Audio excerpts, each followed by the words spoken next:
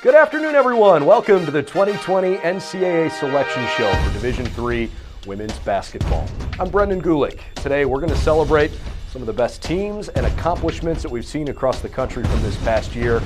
It is the greatest time of year. We are ready to open the 2020 National Tournament this upcoming weekend. For 43 teams that know you're already in, this is certainly fun.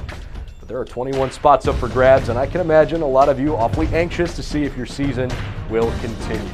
We'll unveil our field of 64 in a couple minutes, but first, I want to introduce you to a dear friend of D3 basketball. Dave McHugh from D3Hoops.com has graciously lent us his time again this year. He'll be with us as we unveil the bracket. Dave, great to have you again, and aside from the obvious of wanting to know literally who is in and who is out, what else should folks keep their eye on this year?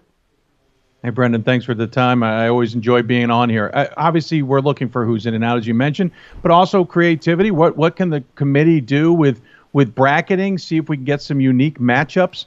Got a lot of good teams in women's basketball, and obviously we want to see them have the best opportunity in the tournament, but there's a lot of undersung teams that we want to see them get good chances too. So I always like the creativity on the bracketing side.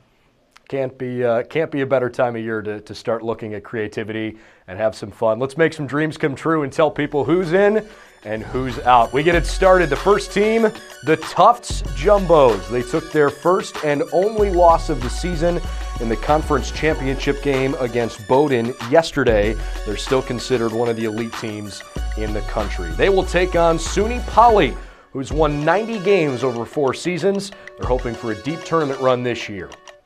Sticking with the SUNY theme, SUNY Cortland, our next team in. The Dragons ended their SUNYAC tournament on a sour note with a loss to New Paltz. They had an outstanding season, 21-6. They will take on Western New England in the tournament, 21-5. Next up, Williams in the field, an at-large team from the NESCAC. They'll take on the Albright Lions out of the MAC Commonwealth. Albright started the season 15-0, 3 of their 5 losses this year to the Messiah Falcons. Also their 4th 20-win season in 5 years. Moving right along, the Ithaca Bombers out of the Liberty League. They're our next team in. 12 wins in a row for the Bombers, who are now back-to-back champs in the Liberty League. And they will battle New England College out of the New England Collegiate Conference. The Pilgrims have won back-to-back titles in the NECC after having not won the conference title for 26 years. Dave, your thoughts on the first 8 teams here in this tournament? We'll have to explain a few things on this one because Tufts in that upper left-hand corner is obviously an indication from the committee that they're pretty much the top-ranked team that they feel in this event. Of course, like the Swarthmore men, Tufts went almost to the end undefeated, getting knocked off in the championship by Bowdoin. The committee feels they're number 1, but the men are hosting, and so Tufts cannot host. As a result, the committee has to make a little bit of arrangements, and they make Western New England the host. Allows Tufts to at least stay somewhat close to home. They've got an interesting matchup with SUNY Poly. SUNY Poly doesn't see a Tufts-like squad in the NEAC. They don't see it really in their out-of-conference schedule either. Tufts is the type of team that can score and win in low-scoring games. They can also put up high numbers and really get things rolling on the offensive end. They are very adaptable. By the way, coaching change, and they're still playing so well as the number 1 team in the country coming in to the weekend. As for SUNY Cortland, getting the headlines in the SUNYAC early on because they got a big win over New Paltz earlier in the season. J.C. Brooks is in her 2nd season. He's gotten the Red Dragons back to the NCAA tournament for the first time since 2010.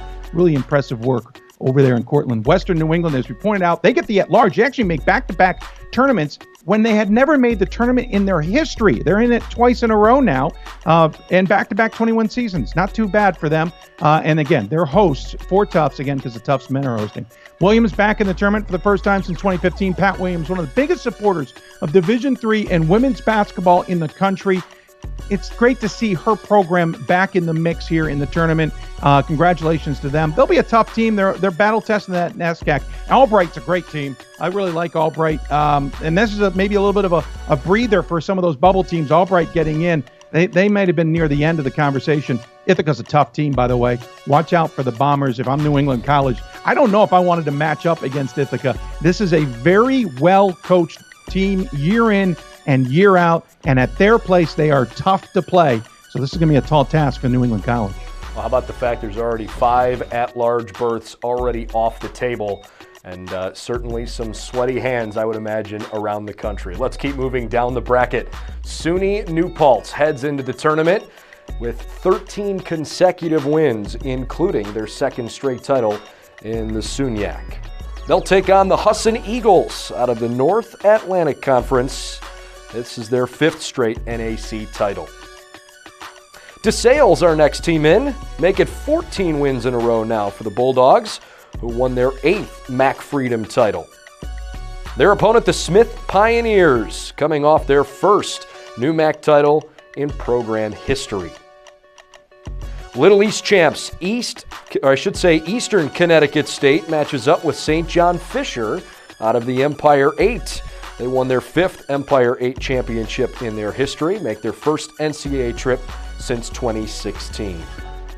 And our last two in this section, the Messiah Falcons, one of the best defensive teams in the country again this year, holding opponents under 50 points per game.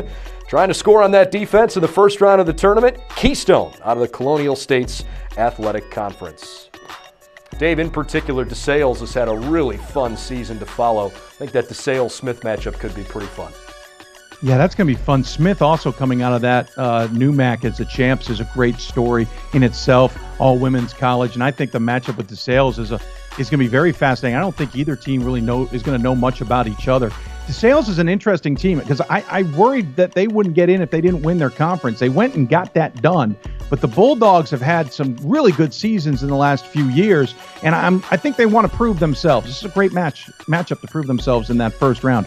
New Paltz being the host, they're really good. They have won 4 of the last 5 conference titles to be in the tournament. Jamie Seward's squad is one you cannot overlook. I think they have been peaking at just the right time. They're going to be a tough one for Husson coming out of Bangor, Maine to take on. That's going to be a long trip. Also out of the central part of Maine to southern part of New York. So that's going to be a little bit road weary for Husson at New Paltz. Eastern Connecticut State, St. John Fisher, fascinating matchup here. St. John Fisher had a really good season, and I thought was playing pretty well at one point. Eastern Connecticut, I battle-tested. They've had to really kind of take on all comers this season in their conference. I think that's going to be a battle there of whoever's going to have the ball at the end. Messiah, as you point out, really good defense. They always have good defense. They are very tough at home. They've always been a perennial Mid-Atlantic program at the top. And taking on Keystone, Keystone's kind of come on and maybe better than people can appreciate coming out of the CSAC. That's a good matchup for Keystone to prove who they are against Messiah. How about 8 conference champions in that group of 8? And so 16 of our 64 have been revealed. Our next group, headlined by a team that is no stranger to success in this tournament, the Bowdoin Polar Bears, coming off a huge win against Tufts in the NESCAC championship game. Of course, the Polar Bears have been the national runner-up each of the last 2 seasons to Thomas More and Amherst, and the only games they've lost this year came to Tufts and Amherst. They'll take on a really good shooting team, the Brooklyn Bulldogs, 21-6 and an AQ. Next off the board, it's an at-large team, the Violets from NYU. Look out for Annie Barrett, who leads the country in assists, 7.4 per game. NYU out of the University Athletic Association. They'll face automatic qualifier Emmanuel, who won its 17th GNAC crown. They're making their 2nd straight and 20th overall appearance in this year's tournament. Head coach Andy Yosinoff in his 43rd season leading the Saints. Trine's our next team in the bracket as an at-large out of the Michigan Intercollegiate Athletic Association, and their opening round opponent out of the NACC, it's another at-large Benedictine in the field this year. Another familiar name and another at-large, Wisconsin Whitewater. They bowed out of the WIAC tournament in the semifinals to Oshkosh after winning the regular season title and earning the #1 seed in the tournament. And making the trip to the Midwest is Redlands from the SCIAC. Pretty impressive year for Redlands. They are on their way to the Midwest. All right, Dave. Bowdoin, probably the favorite in this bracket, but boy, it's not an easy grouping. No, it's not. It's a fascinating grouping, actually. You got a lot of good coaches in there and good programs. Bowdoin, of course, knocking off Tufts. Bowdoin avenging the loss they had to Tufts on their home floor by getting the win on Tufts' floor. Good job by the Bowdoin Polar Bears.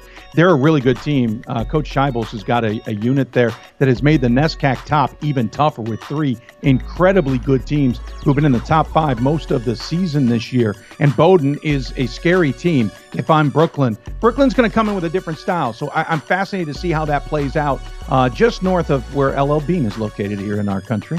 NYU, by the way, they're cheering in New York. I don't think they thought they were going to get in. We weren't sure, to be honest. NYU getting in, that shows a lot for where this program has changed under new coaching styles and really done well. Remember, NYU does not have their own home court. They play at Hunter College because their gym is still being rebuilt several years on. Emmanuel, Coach Yasinoff, he is the winningest coach in Division III. Saw him over the winter at a tournament, and I don't think he's anywhere close to retiring. So he may just keep adding on to that total, but that's a good matchup with NYU. Trine, out of the MIAA, have come on the last few years. I'm really impressed with what Trine did this season, considering some of the challenges they've had in the last couple of years, but they're a good program. Benedictine in from Illinois. That means they're celebrating outside Chicago once again. That's a really good program out of the NACC. Lost in the conference title game, and I think, honestly, they thought they may have been out of this tournament, but they're in. Whitewater and Redlands. Fascinating matchup here. Whitewater, who didn't get the conference championship title, is a very well-coached team and very well-tested because that WIAC is not easy. Redlands, though, I think is a team no one is appreciating how good they really are. And once again, a SCIAC team's going to have to go up against a very good basketball team, this time in Whitewater, to prove themselves. And depending on how Redlands travels here, this could be a very, very fascinating matchup. Really feel like this is a portion of the bracket that's pretty loaded with talent. Can't wait to see how that bracket fills out starting this upcoming weekend. 8 more teams this half of the bracket. Let's get right to it. Transylvania, the champions in the Heartland Collegiate Athletic Conference. Back-to-back titles now for the Pioneers, who are back in the dance after winning 2 games in the tournament last March. They will host the Yellow Jackets of Randolph-Macon, back in the tournament after not getting an at-large bid last year. Senior Kelly Williams, the ODAC Player of the Year, recorded her 20th double-double of the season in yesterday's championship game. Next team in, one of the hottest in the country, it's Oglethorpe. They've won 25 games in a row. Looking to snap that streak, it's time to celebrate in Raleigh, North Carolina. The Pacers from William Peace are in the field. The best season in program history continues this weekend with a berth in the national tournament. The wait is over for the Wheaton Thunder, who won the regular season title this year in the CCIW, and they're dancing for a 6th straight season. They'll tangle with yet another at-large, the Whitman Blues, 2014 runners-up back in the tournament in 2020.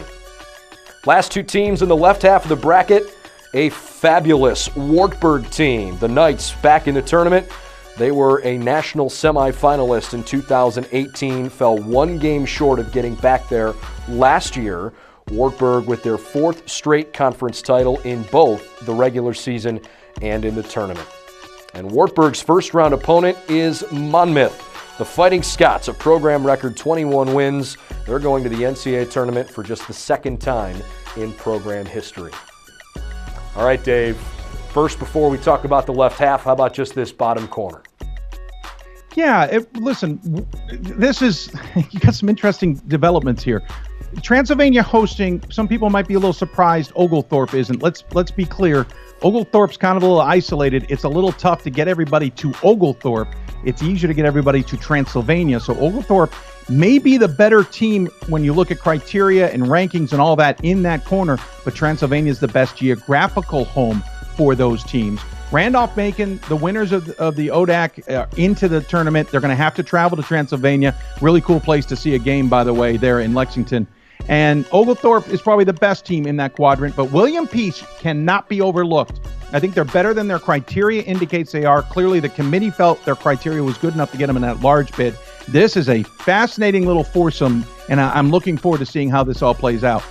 Wheaton and Whitman, hey, newsflash, we see Whitman on the road They didn't win the conference title. This is giving us an indication of what might be happening later in the bracket. This is a big news, as we mentioned on the men's side. Northwest Conference team on the road here. They're going to play Wheaton. Fascinating different styles there. And then Wartburg, I'm telling you, they are a team that can show to be the best in the country, and then every once in a while just have an off game. They can't. Monmouth's going to come in ready for them and ready to go at them. Wartburg's got to be ready because they can easily stumble in that first round and Monmouth come out of that. All right, that's the halfway point. 32 teams down, 32 to go, and still 9 at-large bids at stake. Dave and I will step aside real quick. We'll be right back in to dive into the right half of the bracket when we come back.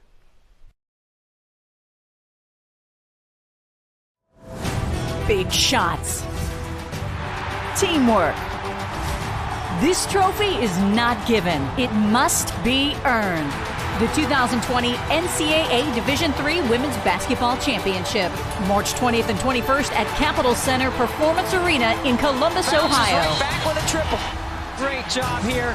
And that'll do it! Visit ncaa.com/WBB tickets and get your tickets today. All right, welcome back to the 2020 Division III Selection Show for women's basketball. Dave McHugh and I are going right through each matchup with the left half unveiled. Let's go to the right half of the bracket. Amherst, our first team on this side of the bracket, the Mammoths, won the national championship back in 2017 and in 2018. They went undefeated both years, still widely considered one of the best teams in the country. Who's going to try and upset the Amherst Mammoths? How about Framingham State? They're in the tournament, 22-5 this season. Our next matchup, it's an AQ from the New Jersey Athletic Conference, Rowan, and they will take on Merchant Marine. Rowan's second national tournament appearance since 2000. Merchant Marine Academy's 23 wins this year, a program record as they win back-to-back Skyline Conference tournament titles.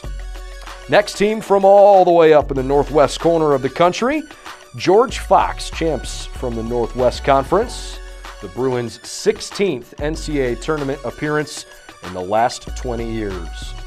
And they will play at-large team Montclair State out of the New Jersey Athletic Conference. Marymount in the tournament. They are the Pool B bid this year. The Saints have won 12 in a row and won their second consecutive conference tournament title. All right, time to take a big deep breath. Gettysburg, the Bullets, making their 8th all-time appearance in the Division III tournament. Gettysburg, the final team in this pod. Dave, Amherst obviously has been the talk of the country nationally the last few years. Not quite the same level of success this year, but boy, you cannot count that team out tournament time. No, do not count out the Mammoths. First off, the committee obviously thinks highly of them, putting them in this location of the bracket, the upper right-hand corner, usually kind of considered the second or at least top four, one of the top 4 teams in the country. Yeah, they've got 4 losses, which is not what we're used to from a GP Gromacki program. But when I talked earlier about Tufts being a low-scoring team that can win and a high-scoring team, Amherst is the one that took them in overtime, and nobody broke the 50 mark. Amherst's defense is one of the best in the country. They don't need their offense to be clicking on all cylinders because they're going to take all the cylinders out of your offense in the process. They are a tough team. Framingham State's going to have a battle there, but congratulations. First time ever trip to the NCAA tournament for Coach Walter Pascal's program. He also took Fitchburg State in the MASCAC to a championship. He kind of know, or a tournament, I should say, and a conference championship. He certainly knows how to get the job done. But I'm telling you, they're going to love being in the tournament. I don't think they're going to love playing Amherst. Rowan, congratulations getting out of the NJAC. That's a really impressive job by them and that program. Really come a long way in a few short years. Really impressed with how they get it done on the floor and how they compose themselves to their coaching staff. Really like Rowan. Against Merchant Marine. Merchant Marine, I don't think a lot of people are going to understand or know a lot about them coming out of their conference, but Rowan's going to have to be focused here if they don't want to trip up on Merchant Marine in this round. George Fox, I hinted earlier that Whitman coming out of the Northwest Conference is something we need to keep an eye on. So is George Fox. So both men's and women see both Northwest Conference teams being flown somewhere. That's a big development. George Fox playing Montclair. We have a game of a New Jersey team versus an Oregon team. I love it in the first round. That's outstanding. It's in Arlington, Virginia at Marymount, which is right outside the nation's capital. One of the louder buildings I've ever been in whenever that place gets rocking. Marymount, by the way, missed last year's tournament, and we all thought they would be in. And I was talking to their head coach, Ashley Rogers, yesterday. She, despite having a resume that had them number one in the rankings for the entire season, still didn't believe they could be in this tournament. Welcome to the tournament, Marymount. And of course, they get Gettysburg. Nate Davis's squad is really good, but they were a little bit banged up at the end of the season. They kind of stumbled at the end. I'm hoping they can get their legs under them. Otherwise, Marymount can easily beat Gettysburg in this one. Really, really enjoyed this quadrant, and I'm telling you too that the idea of George Fox coming across the country is awfully cool. Kudos to the committee for that one. Let's move down the bracket, not just on the bracket, but south geographically. Next team in the tournament from Texas, it's Trinity, Texas. An at-large bid, one of the most explosive offenses in the country. Tigers are top 10 in the nation in 11 different categories. They'll take on another at-large from the great state of Texas, Texas Dallas. Comets the top seed in the ASC tournament this year, but dropped their last game to Hardin-Simmons in overtime in the semifinals. Mary Hardin-Baylor will take on Austin in our next matchup. UMHB gets their second straight NCAA tournament bid, but they win the conference title after losing each of the last two times they played. And Austin won the SCAC for the first time in program history. Congrats to the Kangaroos. Next on the bracket, Christopher Newport ran the table in the Capital Athletic Conference. They're in the field, and they're going to play the Pride from Widener, led by senior Devin Rimmer's 17 points per game and Madison Ireland's 6 assists per game. Last two teams here in this portion, Scranton. The Royals have won 12 straight and won their 5th consecutive landmark title this past weekend. They will take on the Gulls from Endicott, coming off their first ever conference title in program history.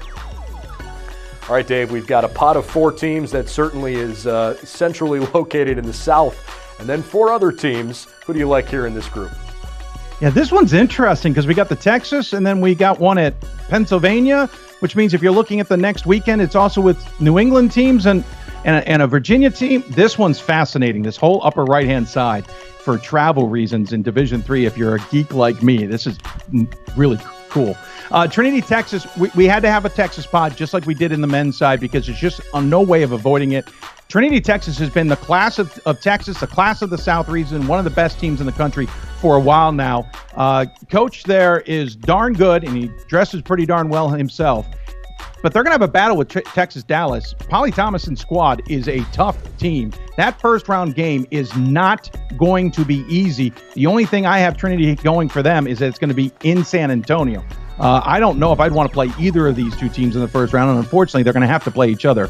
On the other side of it, you got Mary Hardin-Baylor versus Austin. So basically, this pod is a battle of the conferences, the SCAC and the ASC, and it's unfortunate, but that's how it works out sometimes in Division III. When you've got 4 teams geographically close to each other, you can't break this up without too many flights.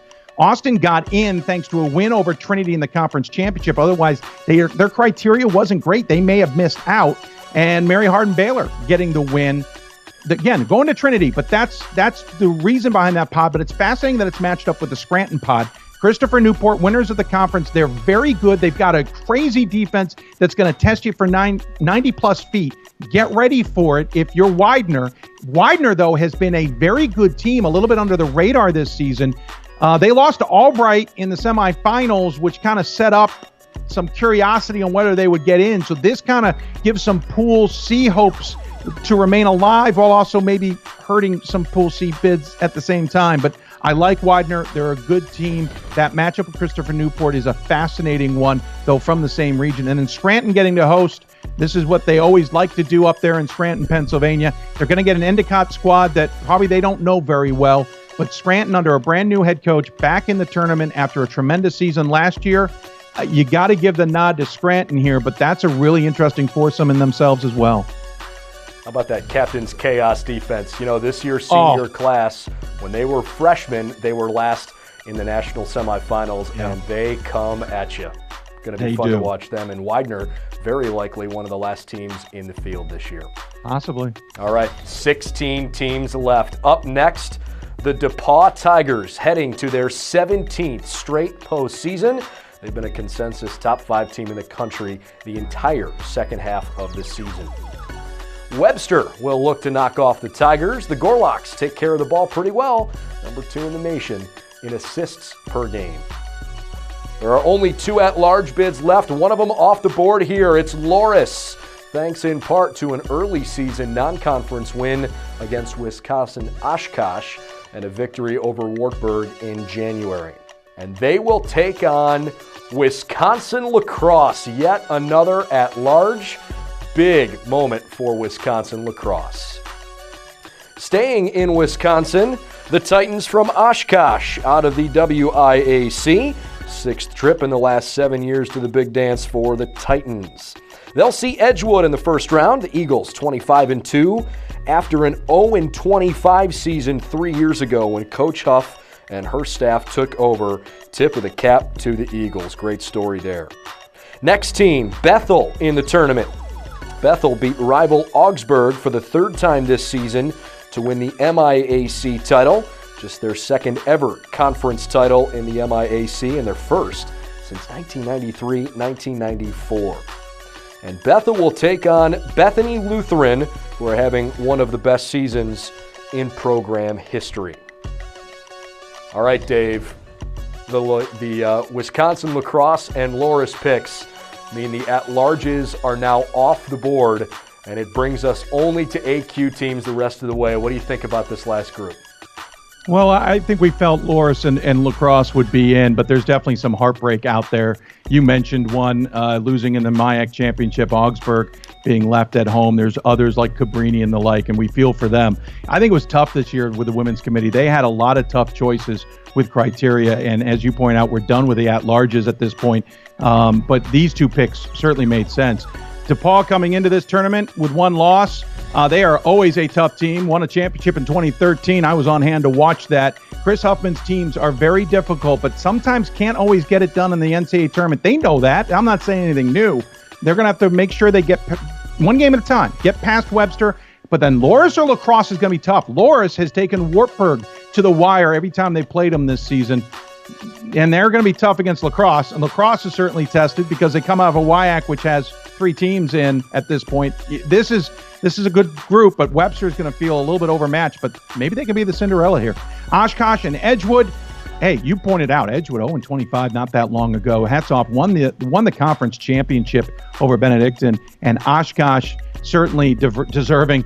Brad Fisher's teams seem to always play well when it matters the most, and they certainly did it in the WIAC championship. I expect they will try and do it the rest of the tournament. Bethel has 1 loss in the season. It might be the biggest surprising loss in any regular season that I can think of. They lost at the time to 2-win St. Mary's, and that was late in the season. They were 2 a lot. Bethel, though, righted themselves quickly. They beat the rest of the conference, including the likes of Gustavus and St. Thomas and all the others. This is a very good Bethel team that continues to prove that outside of 1 absolutely crazy loss. But to avoid another crazy loss, they have to beat Bethany Lutheran.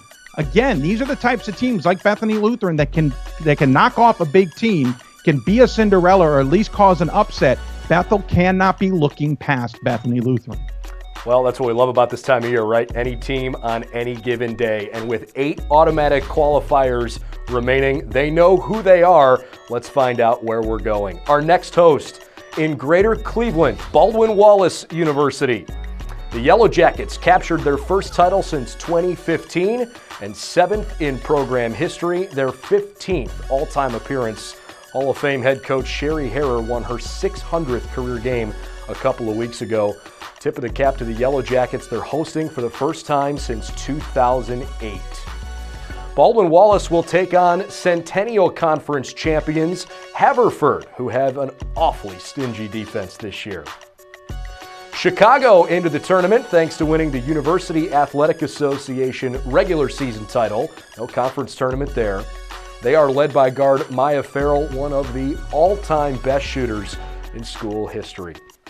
Looking to slow them down, the Red Hawks from La Roche. They won their 8th AMCC championship this past weekend. Just 4 teams left. Next one in the field, the Illinois Wesleyan Titans, who beat Wheaton in their conference championship game. Illinois Wesleyan national champions just a few years back. Berea in the field in only their 3rd season as an NCAA Division III program. Congratulations to the Mountaineers.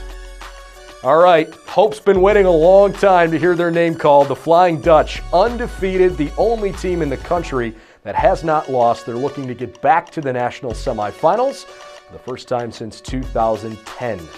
And our very last team, the automatic qualifier out of the President's Athletic Conference, the Grove City Wolverines.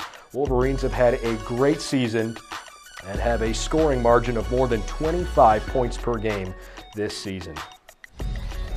Dave, pretty impressive group. There's your last 8. Any thoughts there? Obviously, Hope has been the top of the pile most of the season. Yeah, undefeated says a lot for that Hope team. I don't think the MIA was as big a challenge as it normally has been for them, but they also handled that conference pretty well. Brian Morehouse, the fastest to 690 wins or whatever the number is for him. He's absolutely incredible on the coaching side of things. I'm sorry, he coached in 690. He's won 609 games total now. He is really good, and his programs are always stingy on defense. They're one of the best defenses. They are the best defense in the country. You cannot overlook Hope if you think they're going to get knocked off because they don't see anything in their record that stands out. They are tough, they are gritty, and they are going to get the job done, especially at one of the best places to see a Division III game in the country, at their place. Grove City, hats off to them, getting in for the first time since the 1980s. They haven't won a conference title or been in the NCAA tournament since the 1980s. And here they are. Certainly impressive to be in here. Both Grove City programs had tremendous seasons this year. They're going to have a tough test, though, with Hope. We'll go flip it, kind of go upwards from here. Berea into the tournament, as you mentioned, in just their 3rd year in Division III. They are a very unique school where every student not only has their classwork, but they all have jobs that are part of their curriculum and part of them being at that institution.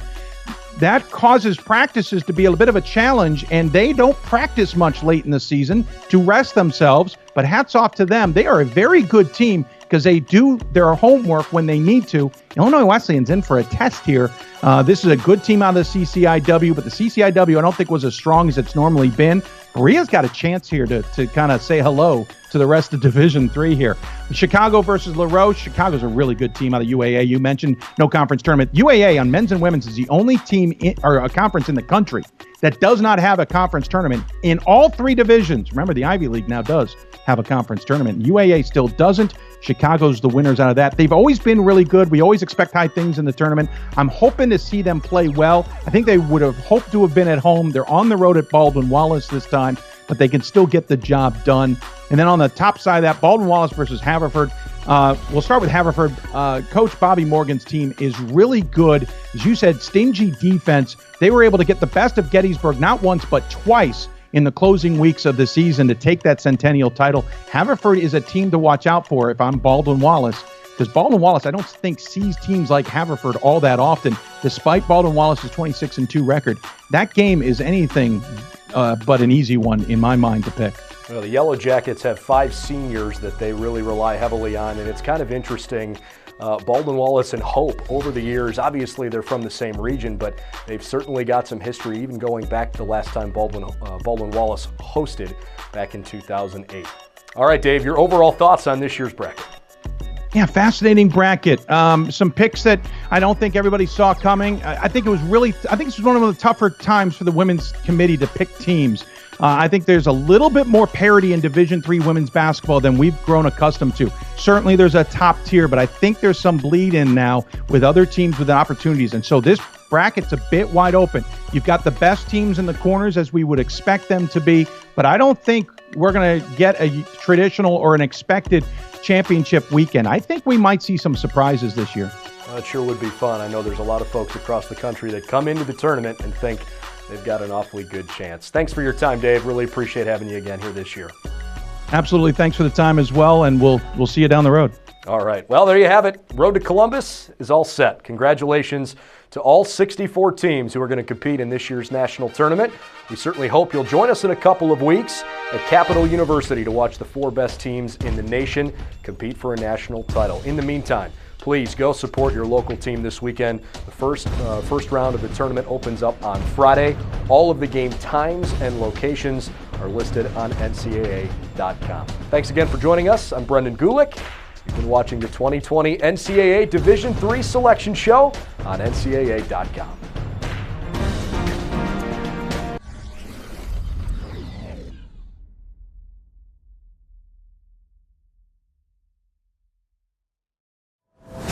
Big shots. Teamwork. This trophy is not given. It must be earned. The 2020 NCAA Division III Women's Basketball Championship, March 20th and 21st at Capitol Center Performance Arena in Columbus, Ohio. Right back with a triple. Great job here. And that'll do it! Visit ncaa.com/WBB tickets and get your tickets today.